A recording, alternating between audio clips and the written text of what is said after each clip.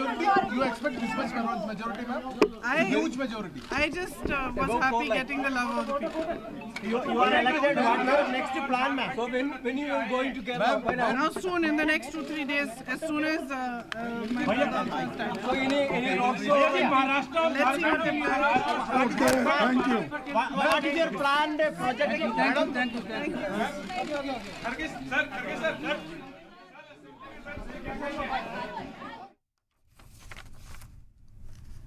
तो आपको बता दें कि यहाँ प्रियंका गांधी वाड्रा का स्टेटमेंट भी सामने आया है। खुशी उनके चेहरे पर साफ नजर आ रही है। कांग्रेस पार्टी गदगद है। हालांकि वायनाड सीट से जीत हासिल करना कांग्रेस के लिए बहुत कोई टेढ़ी खीर भी नजर नहीं आ रहा था, क्योंकि वायनाड की जो सीट है गांधी परिवार को समर्पित नजर आती है। राहुल गांधी ने जिस तरीके से यहाँ से जीत हासिल करी थी और 3 लाख से ज्यादा 3,65,000 वोटों से उन्होंने जीत हासिल की थी, ऐसे में इतने बड़े अंतर को कोई बीट कर पाएगा ये गुंजाइश बहुत कम थी। और फिर गांधी परिवार से प्रियंका गांधी वाड्रा इस चुनाव से बाय इलेक्शन में उतरती है कांग्रेस कैंडिडेट के तौर पर।